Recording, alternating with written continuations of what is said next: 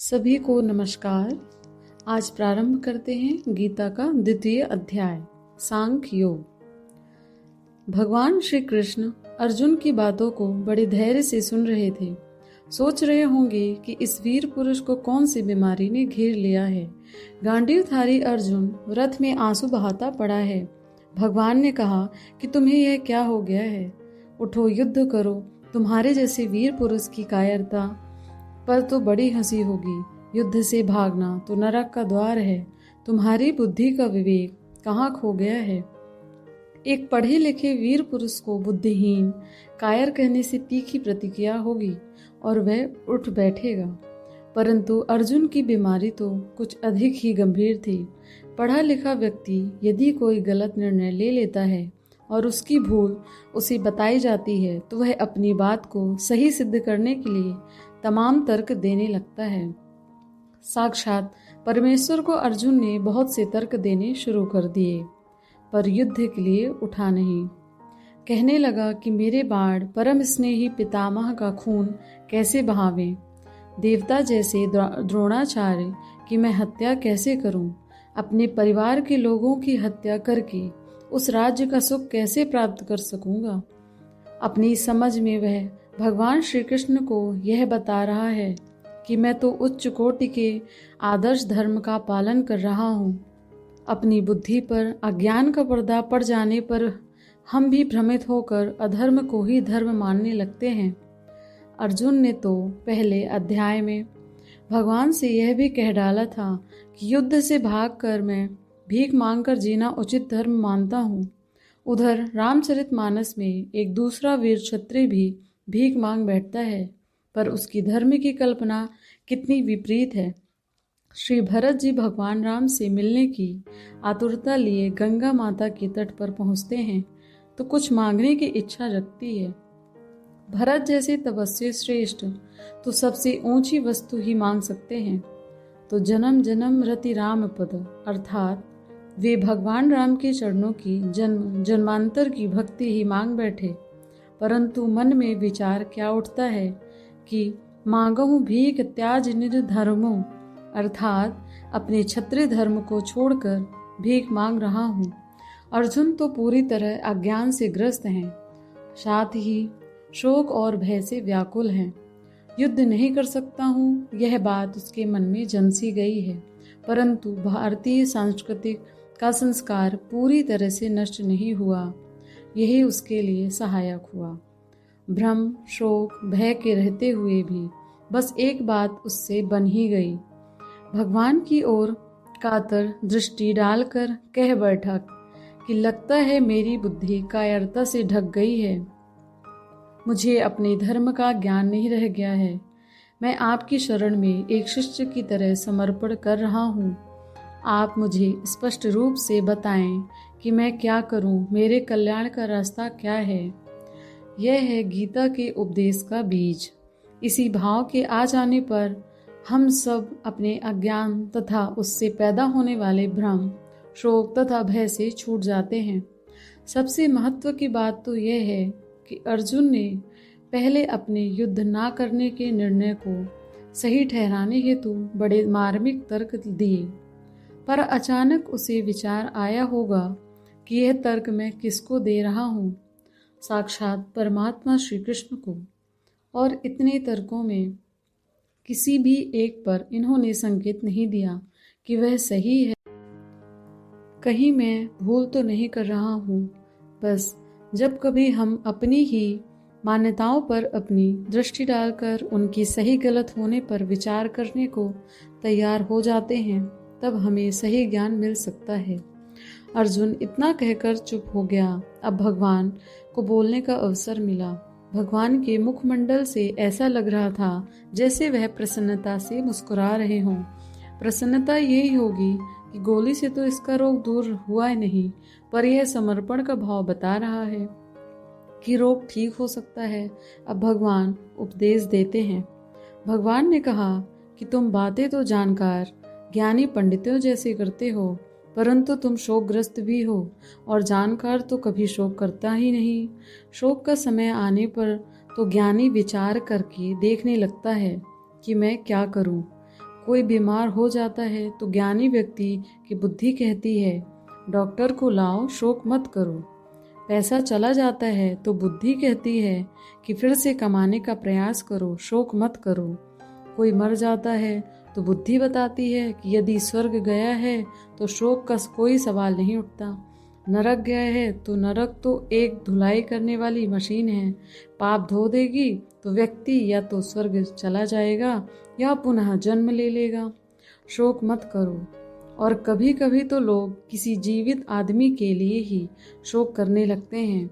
उनके शोक का रूप होता है कि यह दुष्ट मरता क्यों नहीं। बुद्धि कहेगी शोक मत करो। भगवान ने शोक करने से अपने को बचा लेने की बात बताई।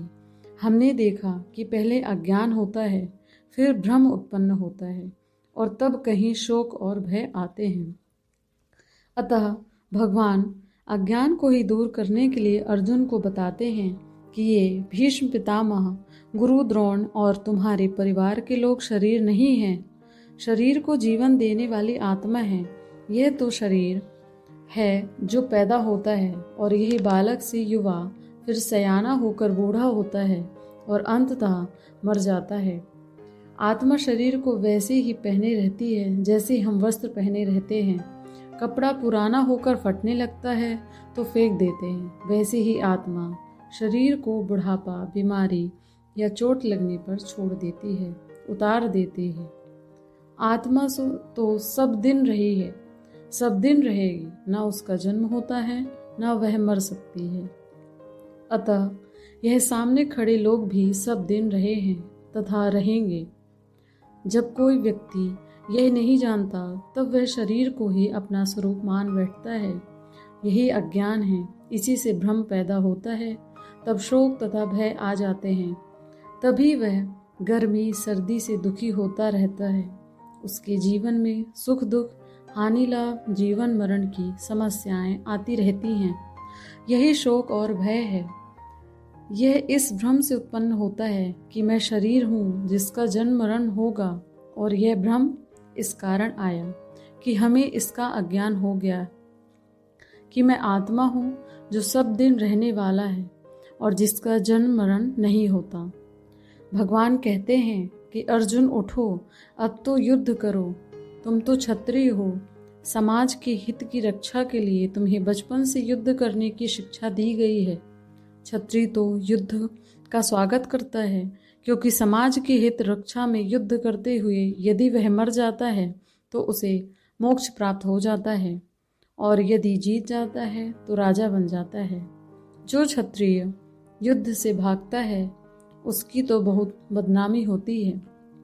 इतना सब समझाने पर भी जब अर्जुन पर कोई असर नहीं पड़ा, तब भगवान एक दूसरे ढंग से उसे समझाते हैं। कहते हैं कि यदि तुम्हें स्वर्ग जाने की और राज पाने की इच्छा नहीं है, तब भी तुम्हें कर्तव्य मानकर युद्ध करना चाहिए। धीरे धीरे भगवान और भी शक्तिशाली दवाओं का प्रयोग अर्जुन की बीमारी पर कर रहे हैं।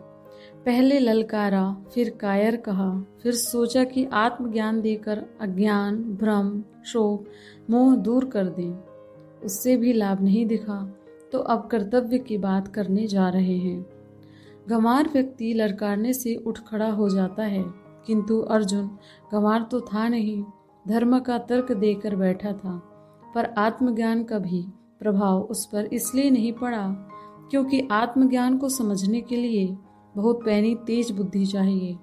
ऐसी बुद्धि कर्तव्य के ठीक ठीक पालन से आ सकती है। यहाँ भगवान श्री कृष्ण जीवन की लड़ाई लड़ने के लिए हम सबको तरीका बताते हैं। हमें इनमें से देखना चाहिए कि कौन सा तरीका हम अपना सकते हैं। ऐसी खोज करने पर हमारा निर्णय यही होना संभव है कि हम केवल ललकारने से तो लड़ाई लड़ने की ताकत नहीं जुटा पाएंगे, क्योंकि हम विचार करके ही कुछ करते हैं। उधर हमें अभी आत्मज्ञान तो है नहीं, अतः उस ज्ञान का लाभ हम ले नहीं सकते। तब हमारे लिए वह तीसरा रास्ता ही लाभकारी हो सकता है। वह है अपने कर्तव्यों को समझकर सही तरीके से कर्तव्य का पालन करना। ऐसा करने पर हम जीवन की लड़ाई जीत सकते हैं। भगवान अब अर्जुन को कर्तव्य के बारे में ही बता रहे हैं। दूसरे अध्याय के श्लोक नंबर 38 में कर्तव्य के सिद्धांत को समझाते हैं। कर्तव्य उस कर्म को कहते हैं जो सुख दुख हानि लाभ जीत हार के विचार को छोड़कर किया जाता है। पहले तो लगता है कि यह हो ही नहीं सकता, फिर नौकरी को, रोजगार को, खेती को, घर परिवार चलाने को ही कर्तव्य मान लिया जाता है। पर यदि भगवान के द्वारा बताए सिद्धांत से जांचा जाए तो परिवार से सुख की आशा, रोजगार से लाभ की, समाज से आदर की आशा से ही हम सभी काम करते हैं और इसी को हम अपने मुंह से कर्तव्य कह लेते हैं। यह कर्तव्य इसलिए नहीं हुआ क्योंकि इस प्रकार का कर्म करने वाला व्यक्ति आनंद नहीं पाता, क्षणिक सुख पाकर दुखी हो जाता है। आनंद तो केवल कर्तव्य कर्म करने वाले को ही संसार में मिल सकता है। जब भगवान ने देखा कि अर्जुन ने कर्तव्य कर्म को अभी ठीक से नहीं समझा तो महाभारत सीरियल के प्रसिद्ध श्लोक को कहा। अध्याय 2 श्लोक 47। इसमें उन्होंने बताया कि अर्जुन, तुम्हें कर्म करने का अधिकार है, उससे जो फल प्राप्ति हो सकती है उस पर अधिकार नहीं है। फिर इसी श्लोक के अंत में वह यह भी कहते हैं कि फिर कभी कर्म करने में आलस्य न आने पाए, अर्थात कर्म करते जाओ, सुख दुख हानि लाभ जीत हार की इच्छा न आने पाए। कर्म से क्या मिलेगा, इसके ऊपर अपना अधिकार जमाने का प्रयास छोड़ दो, परंतु कर्म करने में आलस्य न आने पाए इसका ध्यान रखो। साधारण व्यक्ति तो इतनी शर्तों के होने पर कह बैठेगा कि तब तो मेरे द्वारा कर्तव्य कर्म कभी नहीं हो सकेगा, परंतु जो व्यक्ति थोड़ी सी भी हिम्मत करके इन सब बातों को समझने का प्रयास करेगा तो उसको भारतवर्ष के विचारकों की 10,000 वर्षों की खोज का लाभ मिल सकता है और इसे समझना भी कठिन नहीं है। जब हम कुछ करके सुख पाने की कोशिश करते हैं तब हम शरीर को ही महत्व दे रहे होते हैं। थोड़ा सुख भी मिल जाता है तो उसके बाद दुख आता ही है। लाभ पाने के लिए कर्म करने वाला व्यक्ति मन को महत्व देता हुआ कर्म करता है। लाभ कभी हो भी जाए तो हानि भी होती है। जीत और हार पर ध्यान देकर कर्म करने वाला व्यक्ति बुद्धि को महत्व देकर कर्म करता है और कभी जीतता है तो कभी हारता है। भगवान श्री कृष्ण के द्वारा दिया ज्ञान न जानने वाला व्यक्ति ऐसे ही कर्म करता है और सुख दुख हानि लाभ जीत हार के बीच झूलता हुआ जीवन जीता है। ऐसा इसलिए होता है कि उसने कर्तव्य कर्म के सिद्धांत को नहीं समझा और कर्तव्य कर्म ना करके केवल कर्म कर रहा होता है। इस श्लोक में भगवान यह कह रहे हैं कि कोई भी कर्म तब कर्तव्य कर्म हो जाता है जब वह अपने व्यक्तिगत सुख दुख लाभ हानि या जीत हार के लिए ना होकर अपने बड़े आदर्शों के लिए हो। घर परिवार को चलाना तब कर्तव्य कर्म हो जाता है जब परिवार के हित के लिए कर्म किया जाए, अपने सुख लाभ जीत के लिए नहीं। इस भाव से कर्म करने वाले व्यक्ति को कर्मफल से कुछ लेना देना नहीं रहता, क्योंकि वह कर्तव्य कर्म करने का गहरा संतोष कर्म करते हुए ही पाता रहता है। कर्तव्य अपने करने वाले व्यक्ति को आलस्य नहीं आता, क्योंकि संतोष ही साथ साथ उसे नया उत्साह मिलता रहता है। अब भगवान अर्जुन को बताते हैं कि इस प्रकार से कर्तव्य कर्म करने वाला व्यक्ति स्थिर बुद्धि वाला होने लगता है। भगवान कहते हैं कि यही समत्व बुद्धि है जो हमें जीवन में आनंद देने लगती है, तथा ऐसी समत्व बुद्धि वाले व्यक्ति के काम में सुंदरता आने लगती है, वह कुशल कहलाने लगता है। ऐसे स्थिर समत्व बुद्धि वाला व्यक्ति धीरे धीरे आत्मज्ञान पाने के लायक बन जाता है। फिर जैसे ही आत्मज्ञान मिलता है उसके भ्रम शोक भय सब छूट जाते हैं। यहाँ पर यह बात भी समझ लेने लायक है कि हमें हरदम सतर्क रहना चाहिए। ऐसी सतर्कता से ही हम अपना कर्तव्य पालन कर सकते हैं। सतर्क व्यक्ति जब घर परिवार अथवा नौकरी या रोजगार करते हुए अपने को थका मांदा पाता है, काम करने में आलस्य का अनुभव करने लगता है, तो यह समझ जाता है कि वह कर्तव्य कर्म नहीं कर पा रहा है, स्वार्थ ही कर्तव्य कर्म हो गया है।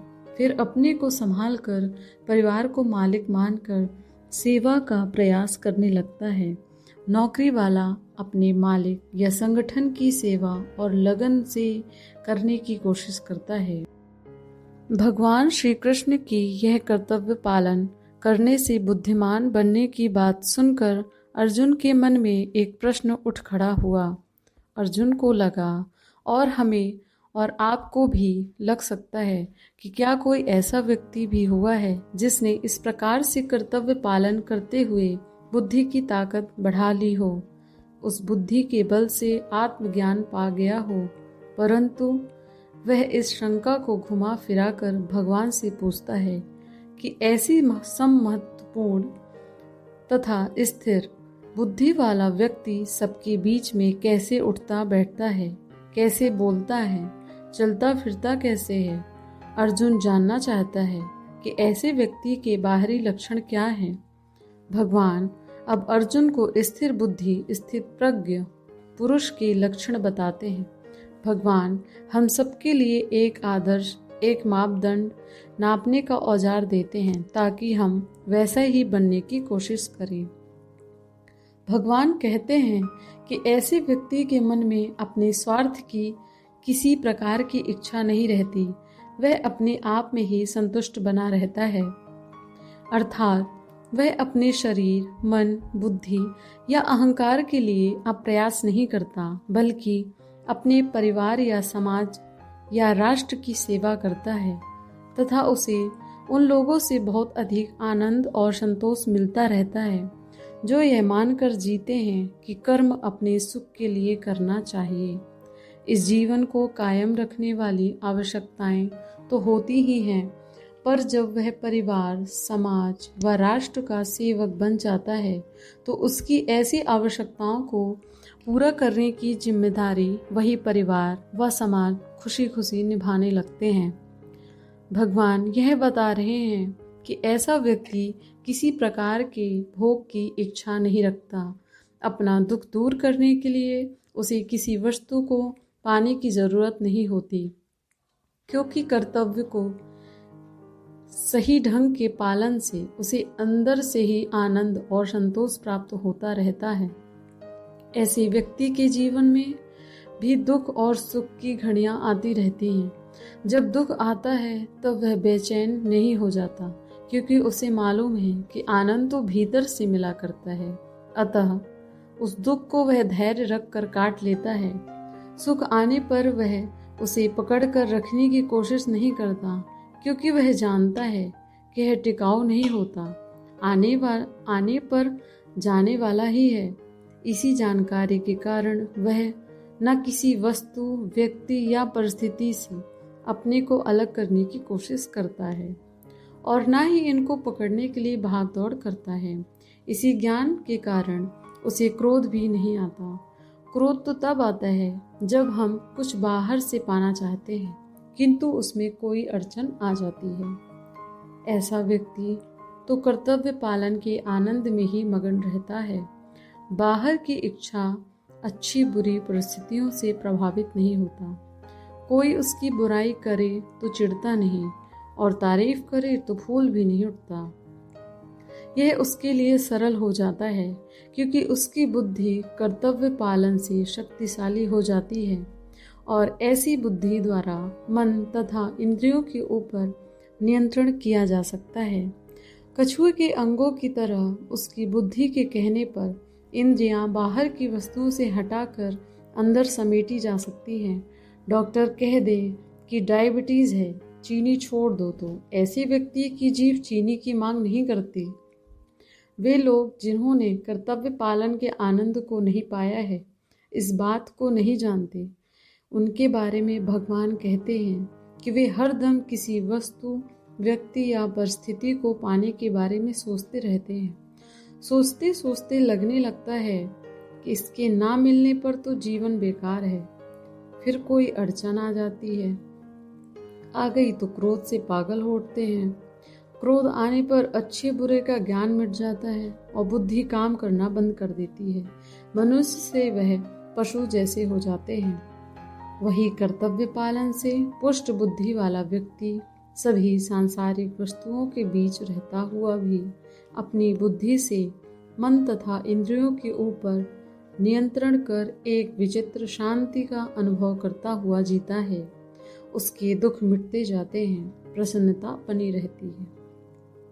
आंतरिक भीतर का आनंद पाकर वह उन लोगों पर तरस खाता रहता है जो बाहर की वस्तुओं, व्यक्ति और परिस्थिति में सुख ढूंढते रहते हैं। उसकी तो दुनिया ही बदल गई होती है। बाहर के सुख की इच्छाएं इसके मन में भी आती रहती हैं, पर बुद्धि की समता तो आंतरिक आनंद से भरा मन वैसे ही एक जैसा बना रहता है जैसे हजारों नदियां अपना पानी समुद्र में भरती रहती हैं, पर उसकी सतह में कोई बदलाहट नहीं होती। ऐसा व्यक्ति अपने तथा पराये के भेद से छूटकर स्वार्थ की जकड़न से हटकर पार शांति पा लेता है, जीते जी मुक्ति पा जाता है। एक बार यह ज्ञान हो जाए तो कभी मिटता नहीं। मरने के क्षण में भी यह ज्ञान मिल जाए तो परम कल्याण हो जाता है। इसे ही ब्राह्मी स्थिति कहा जाता है। सांख्य योग समाप्त। धन्यवाद।